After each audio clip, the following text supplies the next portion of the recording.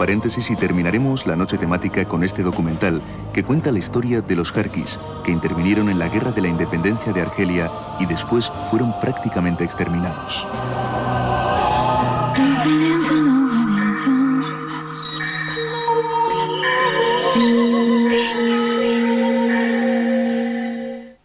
Formación profesional, un valor en alza, con 139 títulos como las titulaciones en hostelería y turismo impartidos por el profesorado más innovador y competente, para que accedas de forma rápida y cualificada al mercado laboral.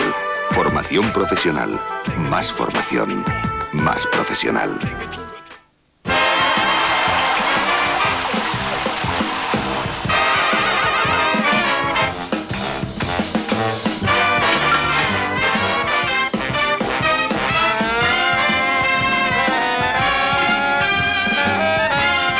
Gel de ducha Axe Contact, piel de vicio. ¿Necesita usted dinero? La solución, Vida Libre de Cofidis. Un crédito de hasta 3.000 euros ingresados en 24 horas a devolver en pequeñas mensualidades. Una simple llamada al 902-432-432. Y después, todo puede cambiar. Llame ahora al 902-432-432. Cofidis, el dinero directo.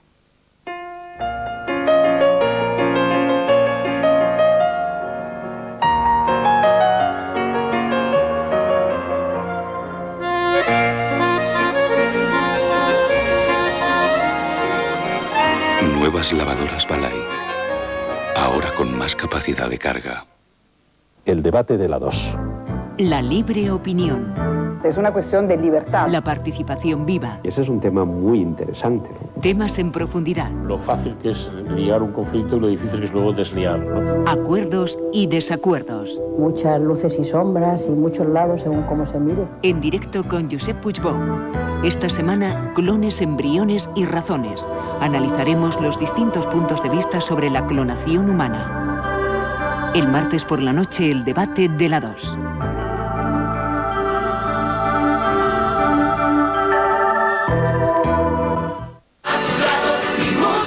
Ahora vas a llevarte la gira de Operación Triunfo a tu casa.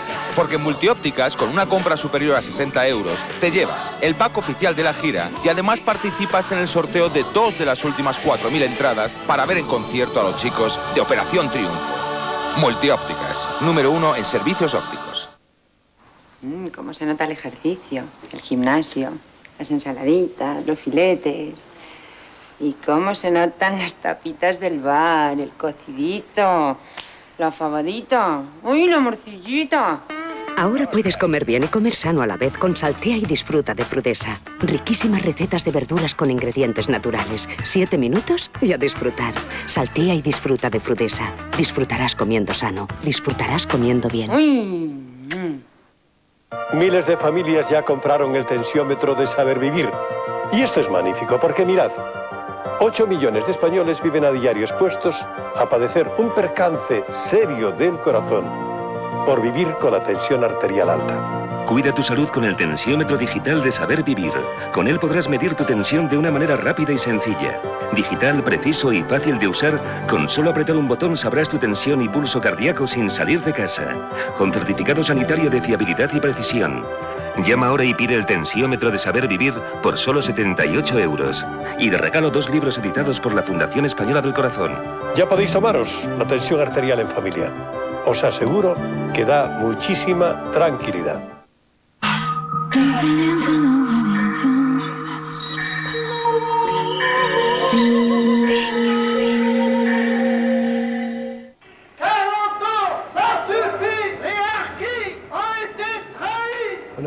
Se ha reconocido el genocidio armenio, se ha reconocido el genocidio de Hitler. ¿Por qué Francia no reconoce el genocidio que cometió con los Kharkis? Nos han tenido apartados durante 40 años. Abandonar a sus hijos es un crimen. Ustedes nos traicionaron. Llevan 40 años diciéndonos que somos franceses, pero somos ciudadanos de segunda. Se merecen una tarjeta roja. Mire aquellos viejos con sus medallas y todo. Son condecoraciones militares. Hay que ganarlas. No te las dan así como así. Justicia para los Kharkis. Nosotros somos combatientes. Nuestros padres también lo eran. Tenemos mucho que reprochar a Francia. Mucho.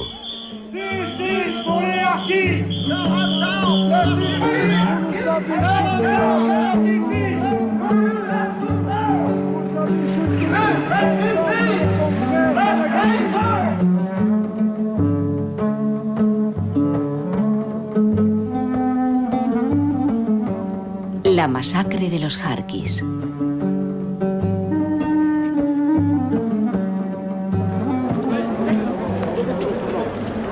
...30 de agosto de 2001... los Kharkis acuden a los tribunales franceses. Acta de acusación, crimen contra la humanidad. La denuncia contra X apunta directamente hacia Francia y Argelia. Pero detrás de esta acción judicial se esconde otro objetivo: dar a conocer la verdadera historia de los Kharkis, la historia que los veteranos del ejército francés han olvidado. Nuestros padres fueron unos soldados que permanecieron fieles a su compromiso hasta el final. Y el único reproche, si a eso se le puede llamar reproche, es que ahora que estamos construyendo la comunidad, nosotros llevamos esta carga, porque nosotros amamos a Francia y nuestros padres amaron a Francia. Han pasado 40 años desde la guerra de Argelia. ¿Quiénes son aquellos exsoldados pertenecientes al ejército francés que hoy piden justicia? ¿Unos traidores? ¿Unos colaboracionistas? ¿O unos soldados fieles que se sacrificaron por Francia? Pero sobre todo, ¿qué les llevó a luchar contra sus hermanos? ¿Por qué se alistaron? No estábamos en contra de la independencia de Argelia, no crean eso. Se lo digo con toda franqueza. Yo me alisté en el ejército para proteger a mi familia. No me equivoqué de bando, no. No me equivoqué de bando, porque no había bandos, solo había uno. No había elección. Tuve que alistarme en el ejército francés, si no me habrían matado. Principio de la guerra de Argelia. El FLN, es decir, los independentistas argelinos y el ejército francés presionan cada uno por un lado para reclutar tropas. Los Kharkis deben elegir su bando entre unos y otros. Más de 200.000 musulmanes franceses se alistan en el lado francés para luchar contra el FLN. Le llaman el complemento musulmán. Algunos se alistan por patriotismo, otros por motivos económicos o de supervivencia. Pero en la mayoría de los casos se trata más bien de una elección por rebeldía. Tayeb tenía 19 años cuando se hizo Kharki. Él también apoya la denuncia por crimen contra la humanidad. Aquí le vemos contándole a Busad los motivos por los que se alistó. No tuve elección. El Felaga te cogía y te decía, ¿por qué no vienes con nosotros? No puedo, quizás vaya, esperen, soy muy joven y esas cosas, punto final. Al día siguiente eran los militares franceses. En cada esquina de la calle, en cada rincón, había un policía que te paraba y te preguntaba, ¿dónde trabajas? Ellos sabían perfectamente que no había trabajo, entonces decías, no trabajo. Y te respondían, entonces, ¿por qué no te alistas como Kharki? Te presionaban, te hostigaban para encarcelarte durante 8, 10 días, 15 días, hasta que cedías y te alistabas en el ejército francés. Exactamente. Yo era muy joven y no entendía esa guerra. No quería morir y tampoco quería matar, de verdad. Así que me dije, ya he elegido. Me voy con el ejército francés. Allí estaré más seguro que con el FLN. La guerra de Argelia tiene una particularidad, y es que en ella se va a desarrollar lo que se llama la acción psicológica. Y cuando digo se, me refiero tanto al lado francés como al FLN. Se trata de mover a las masas hacia un bando o hacia el otro, y para ello la acción psicológica se sustenta en un sistema de terror y de terrorismo. Estos hombres fueron mutilados por los felagas por fumar tabaco francés o por trabajar para los franceses.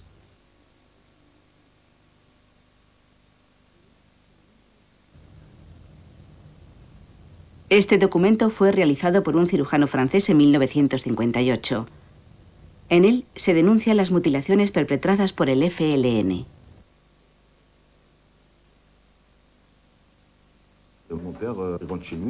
Un día mi padre volvió a casa y se encontró a su madre, mi abuela, degollada y colgada delante de la puerta. Entonces fue directamente al cuartel y se alistó como Kharki. Si hubiera sido yo, no me habría alistado como Kharki, me habría alistado como cocodrilo. ¿Qué quiere decir? Quiero decir que cuando alguien mata a tu madre, la degüella y la cuelga delante de tu casa, no hay palabras lo suficientemente fuertes para expresar la venganza. En efecto, también hubo casos en los que el ejército francés alistó a hombres porque sabían que habían sufrido un trauma tan grande que estarían dispuestos a hacer cualquier cosa. ¿Hasta dónde llegaron los jarquis? ¿Ellos también torturaron? ¿Los jarquis fueron los ejecutores de los trabajos sucios? Es decir, ¿el ejército francés los utilizó para realizar el trabajo sucio? No cabe duda. Yo diría que incluso podemos afirmar que algunos jarquis y determinados jarcas cometieron exacciones muy importantes y probablemente tan duras como las perpetradas por el FLN. Antes decía que todas las guerras son sucias y esta también lo fue. Una guerra sucia y dolorosa para los que la vivieron de cerca. El general Meyer conoce muy bien a los jarquis. Estaba al mando de un comando de caza y llegó a dirigir a una centena de jarquis. Pasó más de 5 años en Argelia. Lo que hoy se está diciendo, aunque se trata de una versión de la guerra de Argelia, es que los jarquis se encargaban del trabajo de verdugo. Eran los ejecutores del trabajo sucio. Escuche, los jarquis que yo he conocido no hacían eso. Con ello no quiero decir que no haya habido jarquis que sí lo hayan hecho. Y ello era debido a que en algunas situaciones podían servir de intérpretes. Por ejemplo, en los interrogatorios con más o menos presión, en los que las personas que lo realizaban no hablaban árabe y necesitaban a personas que sí lo hablasen. Para el ejército francés, los jarquis tienen además otras ventajas. Se alistan por meses y cobran un sueldo módico. Conocen el terreno de memoria y son los mejores cazadores de felagas. En resumen, son unos soldados fieles y abnegados. El jefe de SAS me llamó, me dijo, recoja esa granada. Yo le dije, pero le han quitado la arandela. Él me dijo, sí. Yo le dije, pero ¿cómo la voy a coger? Sé lo que es una granada y una vez que le quitan la arandela no se puede tocar. Él me dijo, está en el agua, recójala. Yo dije, no, y ya está. Es una orden, me repitió varias veces. Así que obedecí la orden y en cuanto la toqué, ¡paf!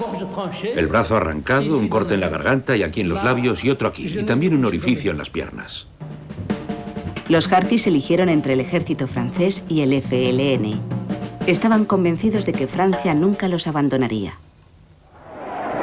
Je vous ai compris. Je sais ce qui s'est passé ici. 1958. De Gaulle reconforta a los partidarios de la Argelia francesa. El gentío de Argel lo aclama. Pero a partir del 61, Francia y el FLN mantienen negociaciones en secreto. El 19 de marzo del 62 se firma un alto el fuego en Argelia. Los acuerdos de Evian se llevan a cabo entre Francia y el FLN de forma precipitada y no contemplan ninguna medida de protección para los jarquis. Claro que el principio de no represalia está presente en el artículo 2 y ambas partes se comprometen a prohibir cualquier recurso a la violencia colectiva e individual. Pero los jarquis se derrumban. Tras 7 años de guerra sangrienta, ¿cómo no pensar que el FLN no va a querer venganza? Es la crónica de una masacre anunciada. ¿Cómo llevó a cabo el ejército francés el desarme durante el alto al fuego? Un día, hacia las 5 de la tarde, el oficial que mandaba la SAS vino y me dijo, ya saben que la guerra ha terminado. Argelia ya no es francesa.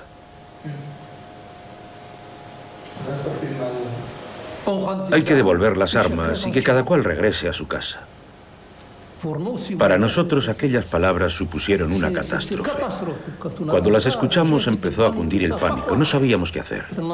Al día siguiente, a las 2 de la madrugada, llegaron 3 camiones, militares. Unos 15 soldados se bajaron de ellos. Se lo llevaron todo. Las armas, las municiones, las mesas, todo el material que servía para el mantenimiento del cuartel.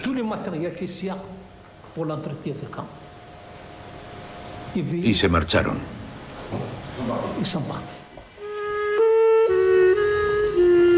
El desarme de los Harkis constituye uno de los puntos fuertes de la denuncia por crimen contra la humanidad que ha puesto el abogado Philippe Rollet. Una denuncia contra X que ha reunido los testimonios de más de 600 Harkis e hijos de Harkis.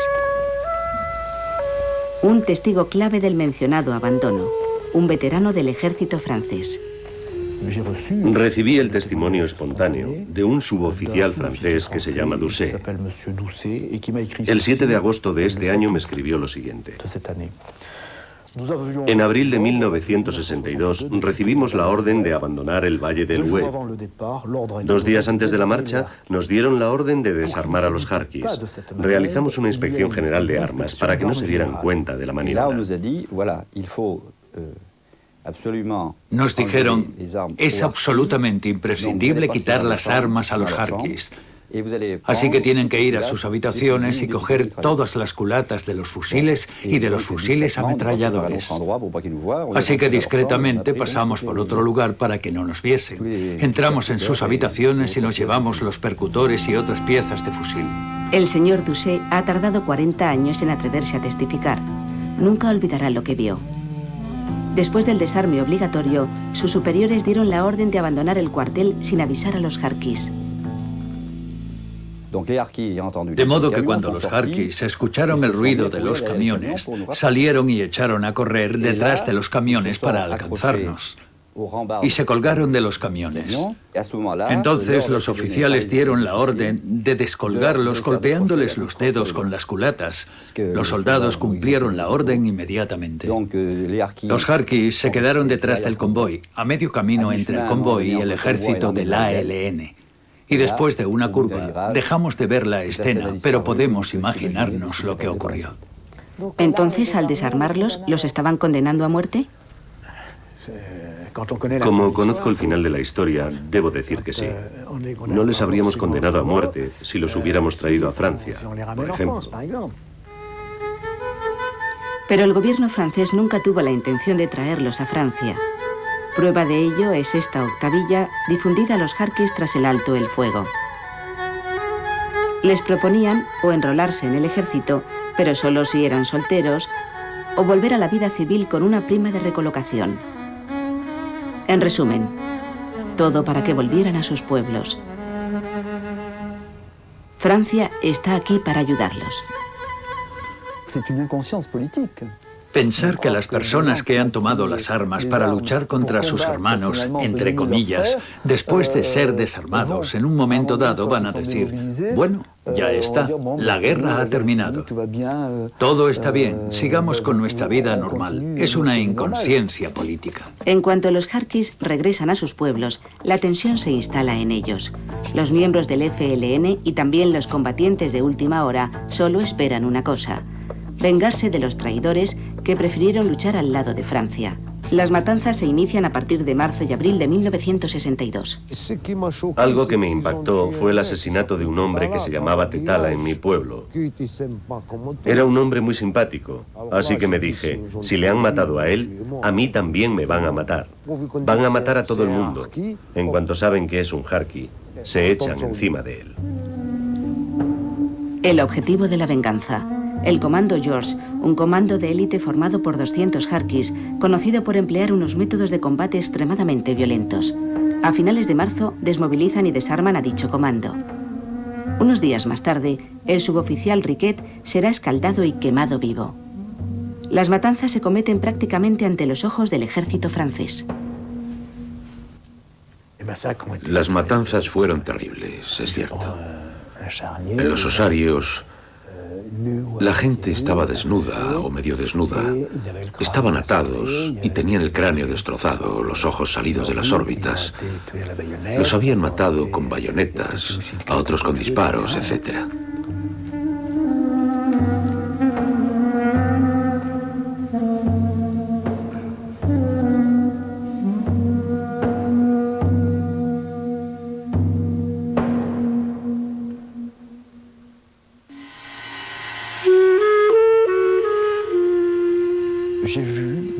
Vi cómo torturaban a los Harkis, cómo los linchaban, los degollaban. Vi cómo abrían el vientre a las mujeres embarazadas y les sacaban el feto. Esta afirmación la hacen otros muchos testigos. Los testimonios de Jarquis y de hijos de Jarquis constituyen la base de la denuncia del letrado Relé. Pero ¿cómo y por qué se produjeron estas matanzas? Las matanzas de Jarquis fueron posibles porque las autoridades francesas mantuvieron una posición muy confusa, una actitud que se basaba solamente en un plan llamado Plan Concertado. Plan concertado por Francia, ejecuciones sumarísimas, torturas a cargo del FLN. Dichas acusaciones corresponden, según el abogado, a la definición de crimen contra la humanidad, artículo 212.1 del Código Penal. Entonces, ¿Francia organizó el abandono de los Jarquis a sabiendas de las consecuencias? Es posible. Lo que es seguro es que el FLN nunca ocultó sus intenciones. El mando del FLN había dicho: todo aquel que lleve el uniforme colonialista el 1 de abril o que siga viviendo en los puestos militares o en los pueblos cercanos a estos habrá firmado su sentencia de muerte. Otra prueba. Esta orden del FLN que el ejército francés descubrió el 25 de abril del 62. Dice claramente que los traidores serán juzgados. Si no los ejecutan en el campo, no tardarán mucho en averiguar la suerte que les espera. De modo que Francia estaba al corriente. Cuando descubrí las fosas comunes, el primer ministro dijo en la Asamblea Nacional: en el norte de África todo está en calma. Sí, confirma el periódico oficial, reina la incredulidad. Y nosotros veíamos lo que realmente estaba pasando. Incredulidad o voluntad deliberada. No solo la repatriación de los Jarquis no estaba prevista, sino que además, a partir de mayo del 62, Pierre Mesmer, ministro del Ejército, y Louis Jox, ministro de Asuntos Argelinos, persiguen a todo el que quiera salvar a los Jarquis. Telegrama del 12 de mayo del 62. Pierre Mesmer, al mando superior de Argelia. Le ruego que sin demora efectúen una investigación para determinar la marcha de Argelia de estos grupos incontrolados y sancionar a los oficiales que pudieran haberlo organizado todo. Firmado Pierre Mesmer. 15 de julio de 1962. Louis Jox escribe: podrían investigar tanto en el ejército como en la administración a los promotores y a los cómplices de estas operaciones de repatriación para que reciban las sanciones apropiadas. Los cuerpos de complemento que desembarcaron en la metrópoli fuera del marco del plan general serán devueltos a Argelia. Firmado Louis Jox.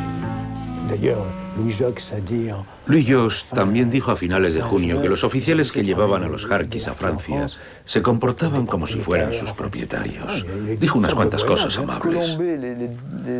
Colombey, las dos iglesias que se transformaron en mezquitas. De Gaulle no estaba de acuerdo, eso está claro. Quizás se basaba en las afirmaciones de los generales que venían de Argelia y que decían: esta población no puede adaptarse, no puede asimilar el modelo francés. Otro argumento esgrimido por Francia: no provocar al gobierno argelino protegiendo a los Jarquis.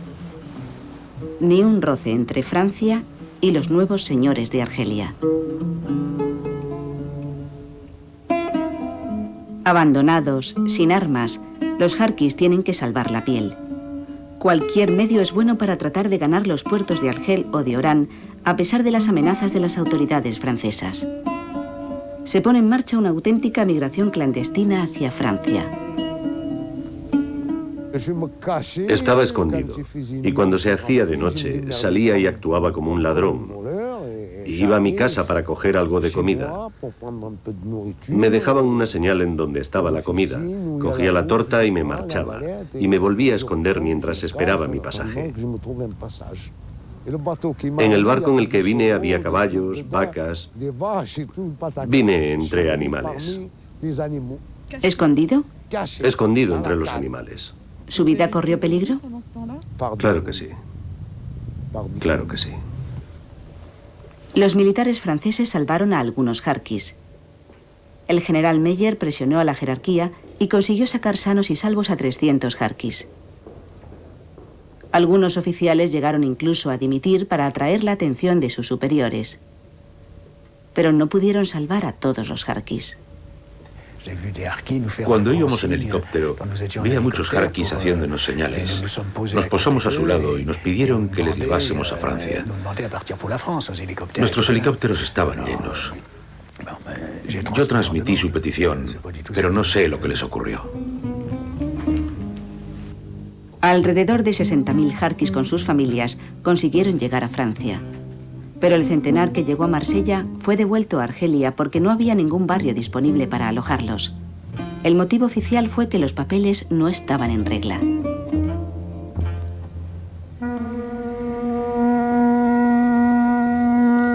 Pero, ¿qué les pasó a los jarquis que se quedaron en Argelia? A partir de la independencia, en julio del 62, se desencadena contra ellos la depuración más violenta y sanguinaria que pueda imaginarse. Las masacres se multiplican y se sistematizan. Entre 100.000 y 150.000 personas fueron asesinadas. Por supuesto que la mayoría eran jarquis, pero se habla muy poco de las mujeres de jarquis que fueron asesinadas, ni de los niños que fueron degollados, ni de los que fueron torturados. Parece ser que lo importante era matar, eliminar al enemigo, pero también era importante hacerlo con el mayor sufrimiento posible.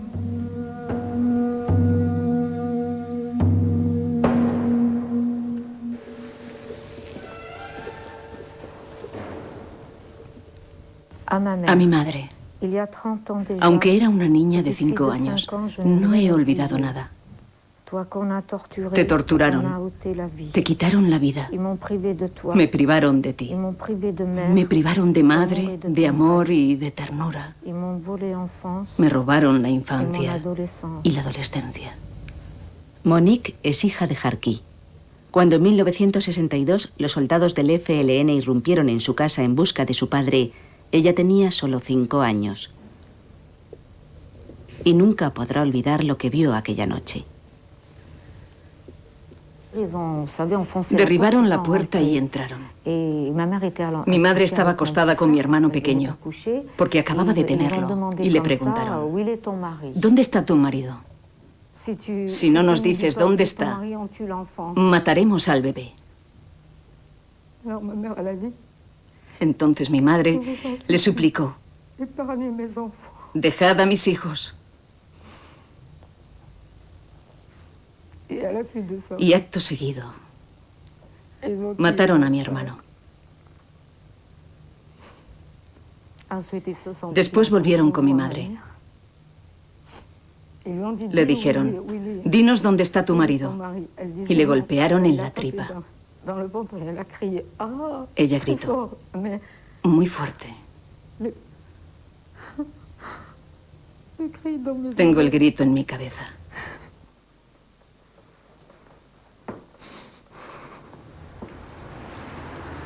Después de asesinar a su madre, el FLN detiene también a su padre. Para castigarle, los verdugos intentan enterrarlo vivo. Ellos le decían, cava tu tumba, traidor, cava tu tumba. Y después empezaron a arrojarle tierra encima. Había un señor un poco más lejos, que no sé quién era, que dijo, que vienen los militares. Entonces dejaron a mi padre en el fondo de su tumba y se fueron. Y ese señor se acercó a mí y me dijo, ven, vamos a desenterrar a tu padre. Un niño de 5 años no comprende el significado de la palabra traidor. Algunos años más tarde busqué en el diccionario la palabra traidor y entonces comprendí lo que quería decir. Monique ha tardado más de 30 años en contar su historia. Hoy, las víctimas rompen por fin su silencio.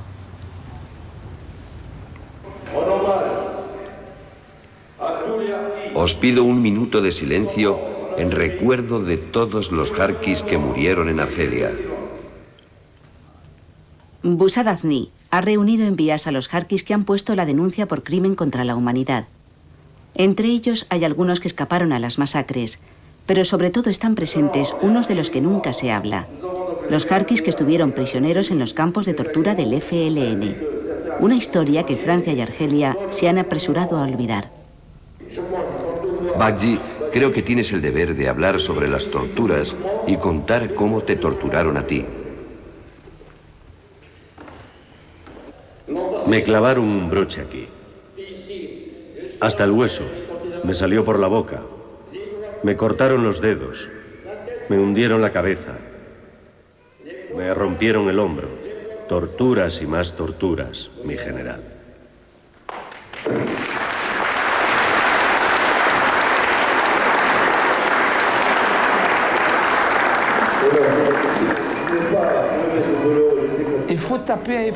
Hay que pegarles, hay que pegarles. Si no les pegáis, es que no estáis bien de la cabeza. Hay que pegarles. Son unos traidores. Eso es lo que decían. Hay que pegarles. No hay que dejarles. Os confieso que los 5 años que pasé en la prisión de Argel equivalen a 25 años de nuestra vida. Sufrimos mucho. Mulud es un superviviente. Fue detenido después del alto el fuego. Ha pasado más de 5 años en los campos del FLN en Argelia. Encerrado en una celda de 5 metros cuadrados, fue víctima de los peores malos tratos. Hacían unos agujeros, a veces rectangulares, así, a veces redondos, y metían a la gente adentro. ¿Cómo queréis que los matemos? Vais a decir, yo prefiero que los maten con un hacha. Vale, con un hacha, venga. Alguien va a decir, yo prefiero que los maten con una pala. Venga, hay que matarlos con la pala. Yo debo confesaros que prefiero que los veamos. Así que vamos a enterrarlos hasta el cuello y los dejamos así. Después de pasar un año en la cárcel, Mulud fue enviado a los campos de trabajos forzados en la frontera libia. Causa del encarcelamiento: Jarqui. En 1967 consiguió escapar y ser repatriado a Francia. Nunca ha regresado a Argelia. Si alguien va al campo del Mariscal, encontrará fosas comunes, muchas. Es increíble lo que hicieron allí. Y eso que el cuartel del ejército no estaba muy lejos. Pagamos por todo el mundo, pagamos por el ejército francés, pagamos por los jarquis que habían escapado, pagamos por todos.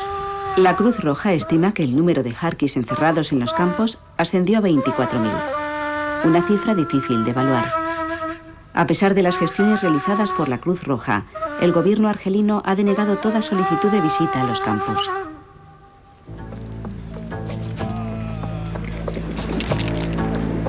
Han pasado 40 años desde la guerra de Argelia.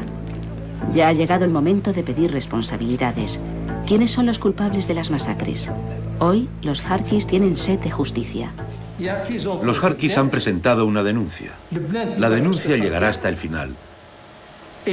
Y entonces sabremos quiénes son los culpables y quiénes los cómplices. El FLN lavó la sangre con más sangre. Es decir, vengaron a sus muertos con la muerte de los jarquis.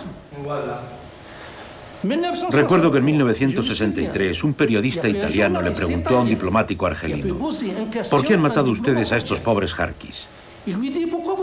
¿Y saben lo que le respondió el diplomático argelino? Dijo: porque en Francia no los quieren y en Argelia tampoco. Lo que yo viví allí en Argelia, las torturas y eso, no vinieron de parte francesa. Fue el FLN el que me torturó. En cuanto a Francia, es comprensible. Es cierto que si nos hubieran traído aquí no nos habrían torturado.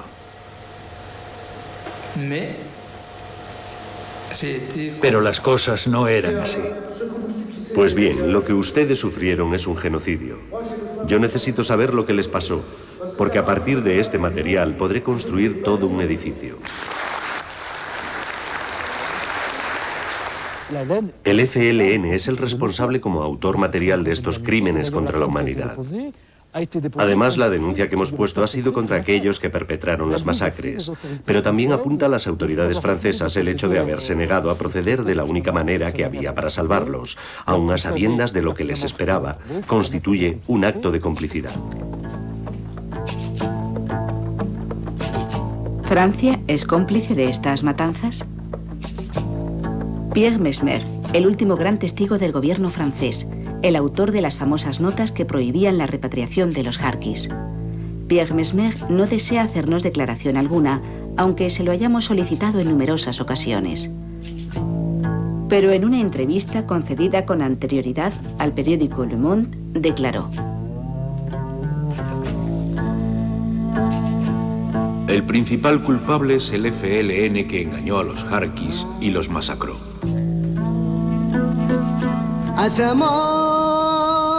Silencio también en el lado argelino. Aquí no se puede tocar el mito del FLN. Sin embargo, en 1962, el FLN fue el que sugirió, por no decir animó, a las represalias. El FLN, o al menos un sector del FLN, el que tenía sed de venganza y que incluso eliminó a los moderados en el mismísimo seno del FLN.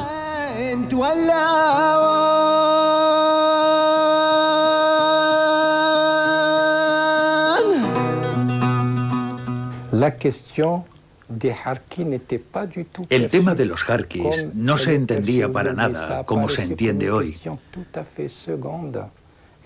Se veía como una cuestión secundaria y sin importancia a los ojos de la mayoría de los protagonistas. El clima que reinaba en Argelia en 1962, estallido del FLN, competición y promesas, era más favorable a la idea de represalias que a la de justicia. ¿Quién masacró a los jarquis? ¿Quién dio la orden?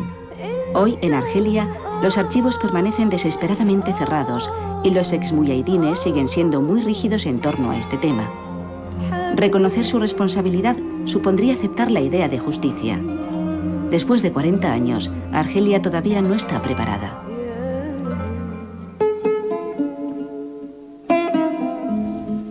Regreso al pasado. 1962. Los jarquis que han conseguido escapar a las matanzas llegan a Francia. Para ellos, Francia representa la esperanza, las promesas de una vida mejor. Sin embargo, en el país de los derechos del hombre, otro drama les aguarda.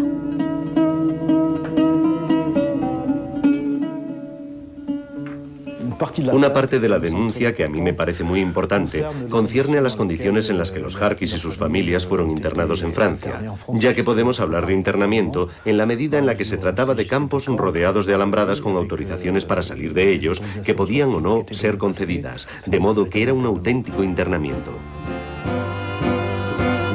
En 1962 se contemplan campos de tránsito para los jarquis. En realidad, el llamado tránsito durará 20 años. 20 años de exclusión para los jarquis.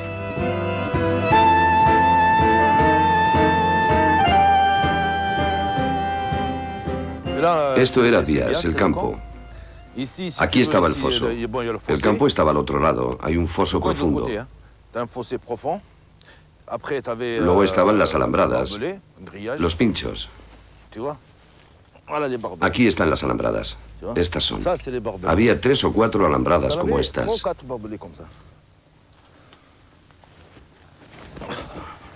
Y como es evidente, no podía salir del campo.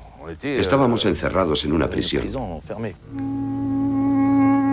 Bouchard llegó con sus padres al campo de Bias en 1962. Antes de llegar a él, pasó, como otros 1000 jarquis, por el campo de Rivesaltes, un auténtico campo de selección. Un campo que durante la ocupación sirvió para encerrar a los judíos.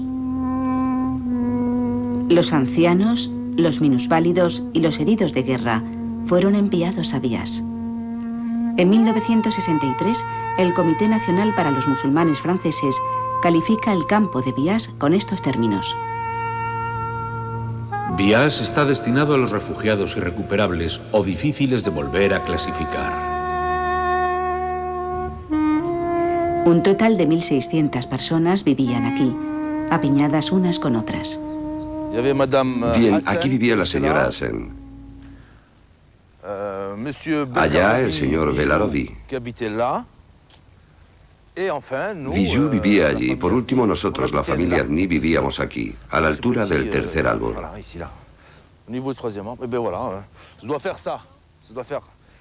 1, 2, 3, 4, 5. 1, 2, 3, 4, 5. Eso era todo. Eran 25 metros cuadrados. Teníamos una mesa, 2 sillas y 2 camas de matrimonio. Y vale. Mi madre y mi padre dormían en una cama y nosotros, los demás, dormíamos en la otra. Ah, y un armario. Aquí todas las mañanas, todas hasta 1975, la comunidad jarqui se reunía obligatoriamente para izar la bandera y por la noche para arriarla. Nosotros, los jóvenes, nos colocábamos alrededor. Era el único espectáculo que teníamos en Bias. ¿Era obligatorio? Era una obligación. Si alguien no acudía a la izada ya podía tener una buena excusa o un buen motivo. Si no, el director del campo lo sancionaba. ¿Qué significaba sancionado? Pues que en lugar de darle un saco de carbón, le daban medio.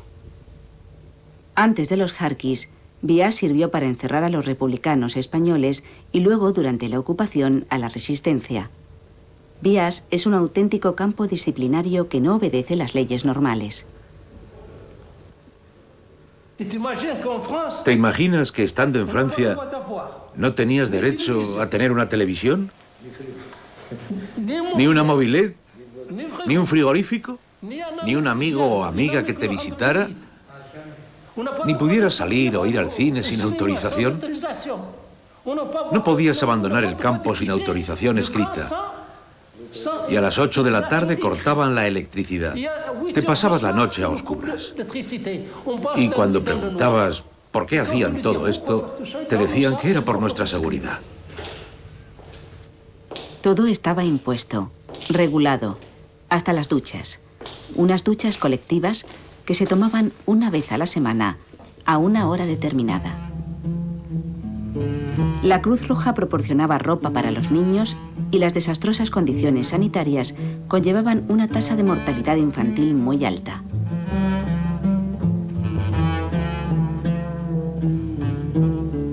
El padre de Boussat no soporta el encierro del campo. Enseguida lo consideran como un elemento molesto y lo envían al hospital de Agen. Los jarquis denominan a estas maniobras la gestión psiquiátrica de la comunidad. Tenían una ambulancia, era un 404 con lona que estaba siempre lista. Les llamaban con cualquier pretexto, les ponían una inyección y les metían en camilla en la ambulancia que les conducía directamente al psiquiátrico. Y luego no les volvíamos a ver hasta 2, 3, 4 o, como en el caso de mi padre, 5 años más tarde. En 1990 fui a visitarle, llamé a la puerta y me preguntó: ¿quién eres tú? Le dije: soy tu hijo Boussat. Me abrió la puerta. Había 3 cadenas en la puerta y cuando me abrió llevaba una pistola de 9 milímetros en la mano. Yo le dije: ¿por qué llevas una pistola para abrir la puerta? Y me respondió: porque desconfío. Creo que los del FLN siguen buscándome. En Bias existe una amenaza aún más terrible. Los jarquis están advertidos. En caso de mala conducta, serán expulsados a Argelia. Por supuesto que la expulsión es una amenaza hecha al aire, porque no está permitida, no está autorizada, no hay ningún texto, pero es una amenaza que tiene por objeto hacer que se callen. Y lo increíble del caso es que ellos se creyeron la amenaza, así que se callaron, permanecieron en silencio. Hace 40 años nadie quiso hablar, ni de las matanzas, ni de las personas que se habían quedado en la miseria. Nadie habló más de ello, reinaba un silencio total. Los jóvenes pagaron muy caro el encierro. Los hijos de los jarquis iban a una escuela que había dentro del campo, no iban al colegio público. Fracaso escolar, paro. Los hijos de jarqui son la generación sacrificada. ¿Cómo podíamos competir con los jóvenes que habían estudiado en los colegios públicos? Nuestra vida está arruinada. Así que yo, igual que otros hijos de jarqui, igual que otros militantes, voy a pasarme la vida luchando para defender mi orgullo, mi dignidad, mi honor, de modo que nosotros seguimos en guerra. Gracias a la revuelta de los jóvenes de 1975, el campo de Bias fue destruido en 1989, aunque solo en parte. Habían pasado más de 20 años desde la llegada de los primeros jarquis.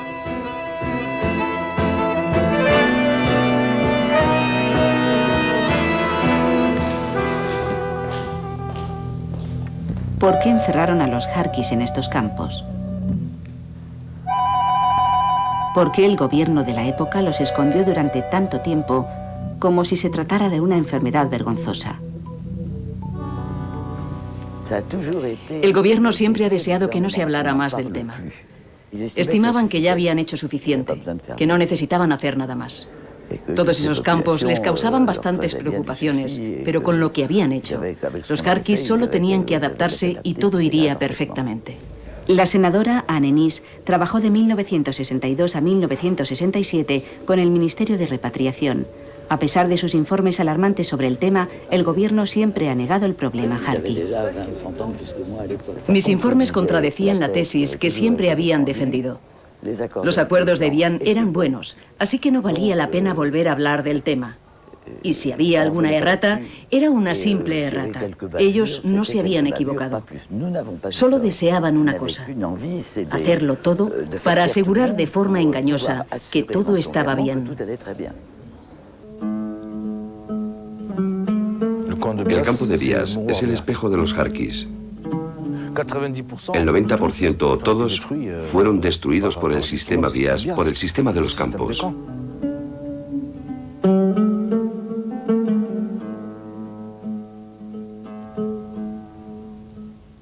Ya habían muerto cuando les abandonaron en Argelia, cuando tuvieron que abandonar su país. Y acabaron de morir aquí, en Bias. Para mí, los jarquis murieron 2 veces.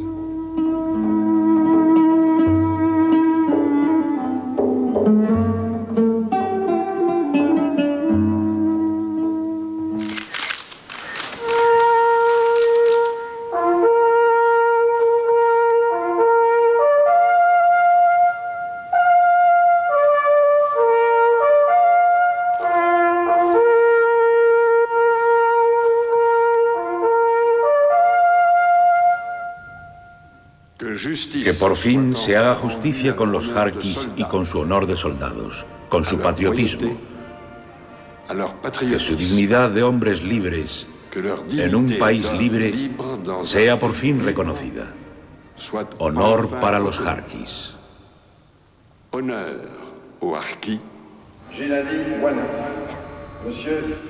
El 25 de septiembre de 2001, Francia rindió un homenaje a los jarquis por los sacrificios que habían realizado.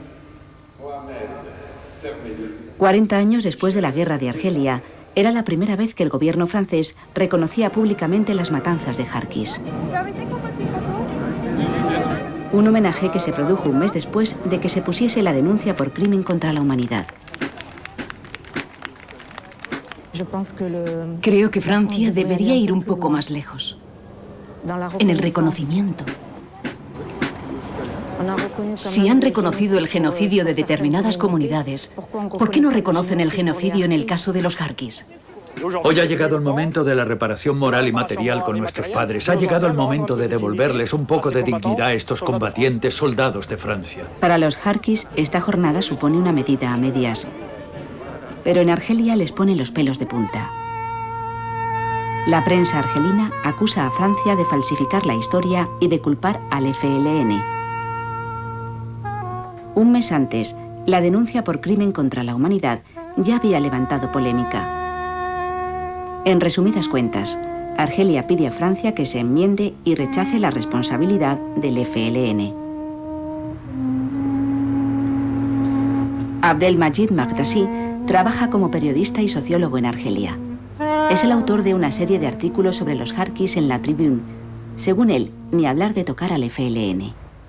Nosotros no tenemos ninguna posibilidad de perseguir a Osagrés, ni de perseguir a Villar, ni a Massy, ni al Partido Socialista, ni a los gaullistas franceses. Y ahora nos dicen que en el otro bando es legítimo perseguir al FLN. Es como si, por ejemplo, un hijo de colaboracionista emprendiese acciones judiciales contra la memoria del general de Gaulle. ¿Puede imaginárselo? La ecuación Harki igual a colaboracionista está muy de moda en Argelia. Y prueba de ello son las declaraciones del presidente Bouteflika en junio de 2000 en París. También creo que todavía no se dan las condiciones necesarias para que los Harkis realicen visitas, tengo que decirlo. Es exactamente lo mismo que si se le pidiese a un francés de la Resistencia que le diese la mano a un colaboracionista. Es muy duro. Vine a mi país, que es Francia, vine a mi casa a pedir limosna y me insulta a mí como francés. Yo he elegido Francia y lo asumo y estoy orgulloso. Él ha elegido la independencia, pues que lo asuma, que no venga a tender la mano a Francia para que lo ayuden. Nosotros no podemos volver al país, a Argelia. Y nos destroza el corazón, porque aquí somos árabes y allí somos traidores. En Argelia, los Harkis y sus hijos siguen siendo hoy la cabeza de turco. Un ejemplo, el FLN y el gobierno argelino no han dudado en señalarlos como responsables de la situación actual, incluso los elementos del FIS, los integristas islámicos.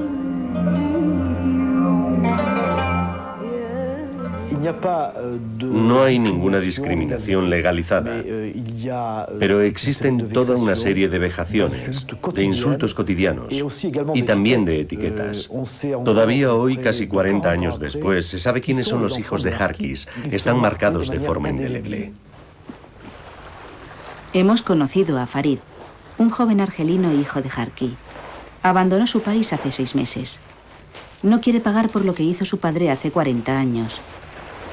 Para proteger a su familia, que permanece en Argelia, prefiere mantenerse en el anonimato. En estos momentos los argelinos nos consideran unos granujas, unos cobardes, unos no sé.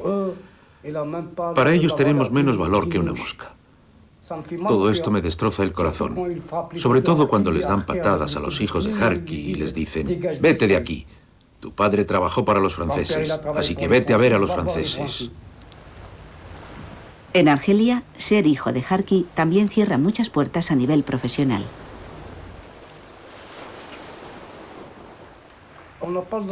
No podemos aspirar a puestos del Estado, igual que nuestros padres. Pero últimamente es todavía peor. Ahora, si pides una vivienda, las solicitudes de vivienda pasan por los exguerrilleros. Y los exguerrilleros dicen: si es un hijo de Harki, no tiene derecho a vivienda. Nuestros padres cometieron un error. Es una realidad, cometieron un error. Pero normalmente cuando alguien comete un error lo paga él, no sus hijos. ¿Piensas que tus padres cometieron un error? Sí, para mí sí, fue un error. ¿Cuánto tiempo más los hijos de Harki van a tener que llevar este peso? ¿Para cuándo la reconciliación? ¿Cuánto tiempo necesitó la sociedad francesa para lo de Vichy? ¿Cuánto tiempo hace falta aún a la sociedad francesa para cumplir sus compromisos con Argelia, no solo durante la guerra? En mi opinión, todavía no lo han hecho. Hay que forzar a la sociedad argelina a que vaya más rápida de lo que lo hace el espíritu, de lo que lo hace el corazón. Yo creo que hay que dar tiempo al tiempo, pero ese es un tema que tiene que madurar. Por supuesto que cuanto antes suceda, mejor. Los Harkis esperan que se pase página. ¿Qué queda hoy de los excombatientes del FLN? ¿Qué queda hoy de los Harkis? Quedan unos ancianos. Solo algunos ancianos. Los demás somos otra generación, una nueva generación de jóvenes argelinos, una generación de jóvenes hijos de Harki que solo desean una cosa: el reencuentro. ¿La justicia podrá por fin decir algún día toda la verdad sobre la historia de los Harkis? ¿La denuncia por crimen contra la humanidad tiene alguna posibilidad de prosperar? Los hijos de Harki, como víctimas de la historia, piden lo mismo que en su día pidieron los judíos. ¿Acaso es tan extraño? Yo no creo que haya que hacer distinción alguna entre lo que serían los crímenes entre semana y los crímenes en domingo, que pasan de vez en cuando. Lo importante es que por lo menos, en la sociedad a la que debemos llegar, la impunidad sea algo imposible.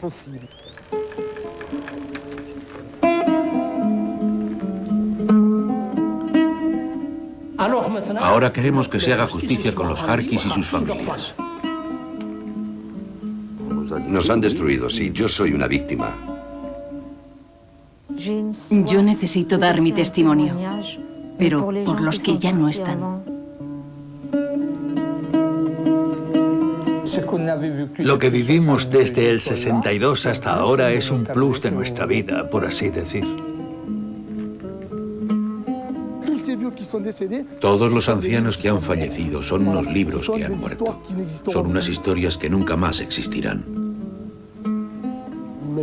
Ahora lo que queremos es que el mundo nos vea.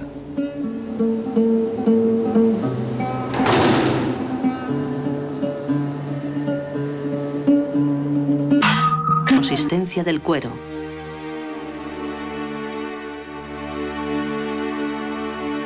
Todo el mundo